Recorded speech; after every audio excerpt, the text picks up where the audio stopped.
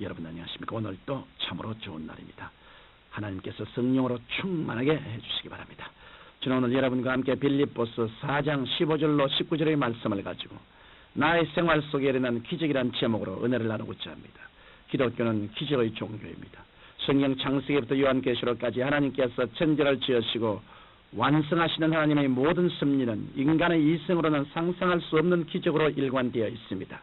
그러므로 예수 그리스도를 영접하여 그 마음속에 하나님의 성령을 모신 사람들은 그의 생활 속에 하나님의 성령으로 말미암아 하나님께서 위대한 기적을 일으키실 것을 기대하고 믿어야 합니다. 기적을 기대하지 않는 신앙에는 얼마나 비극적인 결과를 초래하는지 모릅니다. 저는 오늘 여러분의 생활에 기적을 가져올 수 있는 신앙의 3대 법칙을 말씀해드리고자 합니다. 첫째로 여러분의 생활 가운데 기적이 일어나기 위해서는 하나님께서 만물의 근원이 되심을 믿어야 합니다. 우리 예수님을 믿는 사람들은 비록 땅에 발을 딛고 살고 있지만 우리 삶의 원천은 하늘에 두고 있습니다. 그 때문에 성경 마태복음 6장 31절로 33절에 염려에 이르기를 무엇을 먹을까 무엇을 마실까 무엇을 입을까 하지 말라. 이는 다 이방인들이 구하는 것이라. 너희 천부께서 이 모든 것이 너에게 있어야 할 줄을 아시느니라. 너희는 먼저 그의 나라와 그의 의를 구하라. 그리하면 이 모든 것을 너희에게 도하시라고 기록하고 있습니다. 하나님께서는 예수님을 믿어 그의 백성된 자들이 이 세상을 살아가는 데 필요한 모든 것을 채워주시겠다고 약속해 주셨습니다. 그러면 우리는 하나님께서 천지 만물을 창조하셨으며 하나님만이 우리의 모든 삶의 원천이 되신다는 사실을 깊이 깨달아야 합니다. 그리고 하나님을 저버린 채 세상적인 방법만을 사용하여 우리의 일식주 생활 문제를 해결받으려고 하지 말아야 합니다. 다윗은 하나님의 특별한 축복을 받은 사람으로 그의 삶은 하나님의 채우심과 기적으로 가득 찬 삶이었습니다.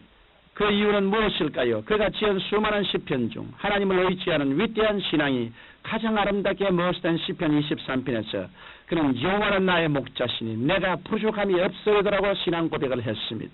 다윗은 하나님 한 분만이 모든 것을 주관하시고 채우시는 만물의 근원이 되시는 분이심을 믿었고 하나님 한 분만을 그의 모든 삶의 자원으로 삼은 결과 그의 신앙 고백대로 만물의 근원 되신 하나님께서는 다윗의 목자가 되셔서 그의 삶의 모든 필요한 것을 채우셨던 것입니다. 성경은 무릇 지킬 만한 것보다 더욱 내 마음을 지키라. 생명의 근원 이에서 남인이라고 하셨습니다. 그러므로 기적을 가져오는 신앙생활을 하기 위하여서는 우리 마음 중심에 하나님이 만물의 근원이 되심을 굳게 믿고 하나님만을 바라보고 있어야 하는 것입니다. 둘째로 우리 생활 속에 기적이 일어나게 하기 위하여는 믿음의 씨앗을 심어야만 합니다. 농부가 가을에 풍성한 수확을 거두기 위하여는 반드시 봄에 밭을 갈아 씨앗을 뿌려야 합니다. 씨앗을 먼저 심지 않고 거둘 것을 기대하는 사람은 아마 한 사람도 없을 것입니다. 그러므로 나의 생활 속에 풍성한 하나님의 축복을 거두어 드리기 위해서는 믿음의 씨앗을 먼저 심어야 합니다. 이러한 믿음의 씨앗 중 가장 중요한 것이 11조입니다. 말라기 3장에 보면 11조와 헌물은 하나님의 것이라고 하였습니다.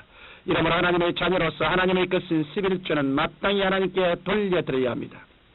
액수의 많고 적음보다 하나님께 수입의 온전한 10분의 1을 믿음으로 드리는 삶을 계속할 때 주님께서는 우리의 물질적인 삶을 책임져 주시고 물질적 궁핍에서부터 우리를 건져 주십니다.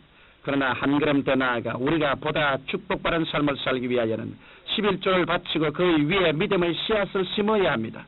누가복음 6장 38절에는 주라 그리하면 너희에게 줄 것이니 곧 후에 되어 누르고 흔들어 넘치도록 하여 너희에게 안겨주리라고 약속하셨고 고린도후서 9장 6절에는 적게 심는 자는 적게 거두고 많이 심는 자는 많이 거둔다라고 약속하셨습니다.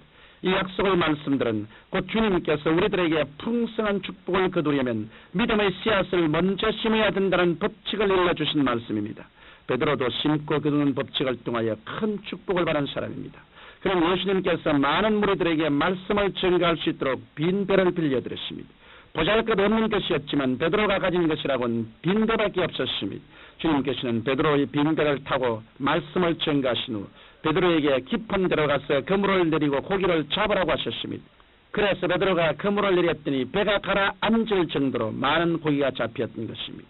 베드로는 주님께 빈대와 시간과 노력을 믿음의 씨앗으로 심었던 것입니다. 그리고 주님께서는 베드로의 믿음의 씨앗 위에 놀라운 축복을 부어주셨던 것입니다. 이처럼 우리가 하나님께 무엇이든지 심으면 이것은 믿음의 씨앗이 되어 큰 축복을 받아 돌아오게 되는 것입니다. 여러분께 사랑이 필요합니까? 물질이 필요합니까? 건강이 필요합니까? 사랑이 필요한 사람은 사랑을, 물질이 필요한 사람은 물질을, 건강이 필요한 사람은 몸으로 교회에 더욱 봉사하는 믿음의 씨앗을 심으십시오. 그리하면 적게 심는 자는 적게 거두고 많이 심는 자는 많이 거두게 된다는 하나님의 법칙대로 반드시 거두게 될 것입니다. 셋째로 나의 생활에 기적이 일어나게 하려면 기적이 일어날 것을 기대해야 합니다. 시편 81편 10절에 내 입을 넓게 열라 내가 채우리라고 하셨습니다. 우리가 하나님께서 인간의 생사 화복을 주장하시는 분임을 믿고 하나님께 믿음의 씨앗을 심은 다음에는 입을 넓게 열어 기적이 일어날 것을 기대해야 기적이 일어나게 됩니다. 한 아버지에게 두 아들이 있었습니다. 맏아들은 아버지의 말씀을 순종하고 집안일을 잘 돌보았지만 아버지가 축복해 줄 것을 기대하지 않았습니다.